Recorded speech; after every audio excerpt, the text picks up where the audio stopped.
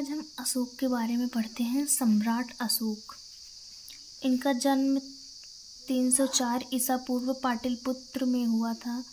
राज्याभिषेक इनका 269 ईसा पूर्व हुआ था। माता का नाम सुभद्रांगी था। बौद्ध ग्रंथों के अनुसार अशोक ने राजा बनने के लिए 99 भाइयों की हत्या कर दी थी। राज्याभिषेक के 8वें वर्ष पश्चात 261 ईसा पूर्व में अशोक ने कलिंग पर आक्रमण किया और कलिंग को जीत लिया।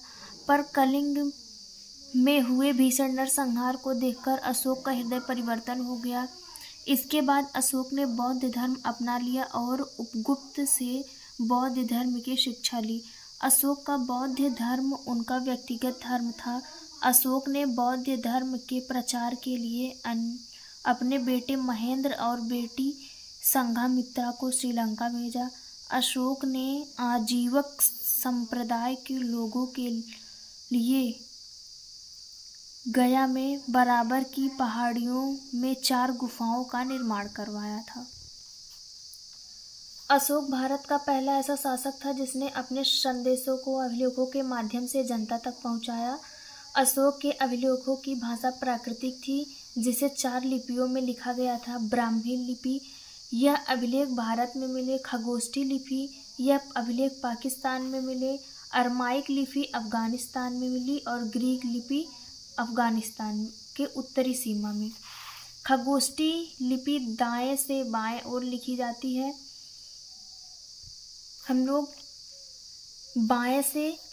इस तरफ से इस तरफ लिखते हैं और खगोष्ठी लिपि जो है दाएं से यानी इस तरफ से इस तरफ को लिखी जाती थी। अशोक के अभिलेखों को पढ़ने की पहली सफलता 1857 ईस्वी में जेम्स प्रिंसेप को मिली। अशोक ने अपने अधिकतर अभिलेखों में अपना नाम देव नाम प्रियदर्शी यानी देवताओं का पसंद लिखा है। मध्य प्रदेश के गुर्जर तथा कर्नाटक की मास्की नेदर तथा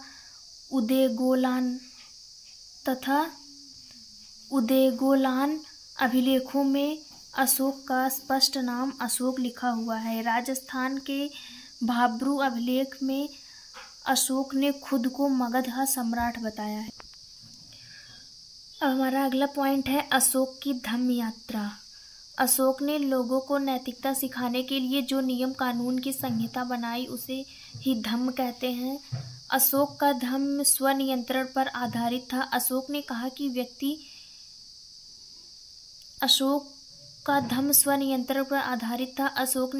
व्यक्ति अपने माता पिता की आज्ञा माने, व्यक्ति ब्राह्मण तथा भिक्षुक का आदर करे, दास तथा सेवकों के प्रति उदार रहे, व्यक्ति को जियो और जीने दो का पालन करना चाहिए। अब है अशोक के चतुर्दश अभिलेख। अशोक का प्रथम अभिलेख में अशोक ने अहिंसा पर बल दिया है और पशु बलि की निंदा की है।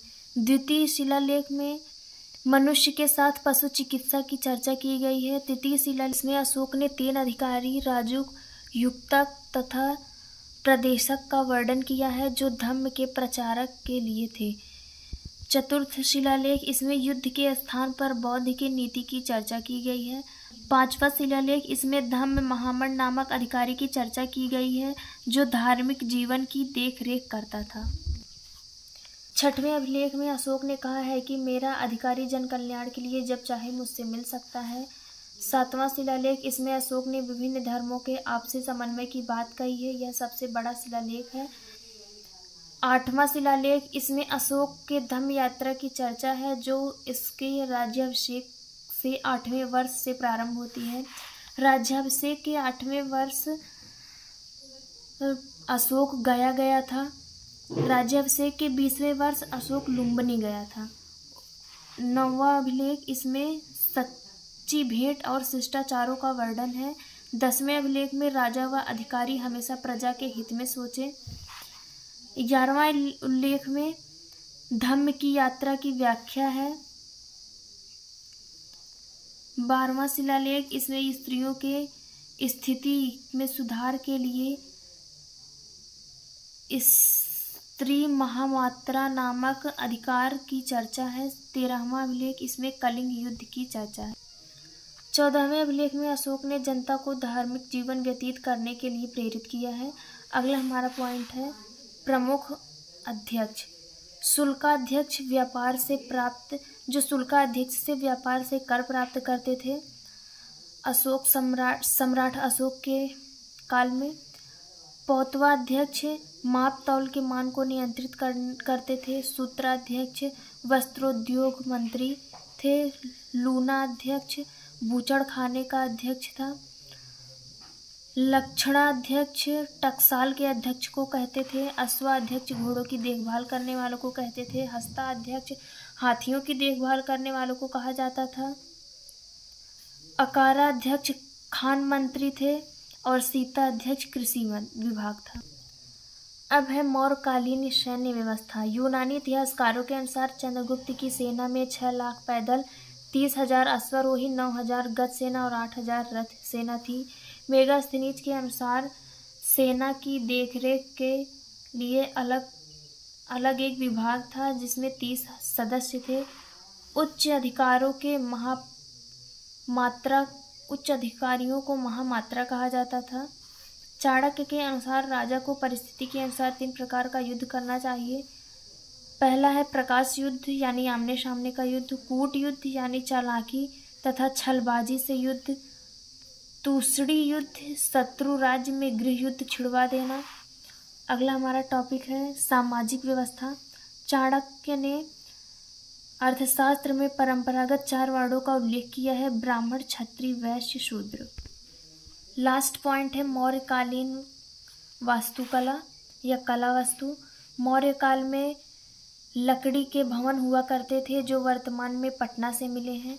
मौर्य काल में पत्थर के कुशल कारीगर यानी शिल्पकार हुआ करते थे। अशोक ने मध्य प्रदेश में सांची का स्तूप बनवाया जो सबसे बड़ा स्तूप है। अशोक ने यूपी के सारनाथ में अशोक स्तंभ बनवाया जिस पर 4 पत्थर के शेरों को एक ही जगह रखा गया है जो अहिंसा का सूचक है। यही भारत का राष्ट्रीय चिन्ह भी है।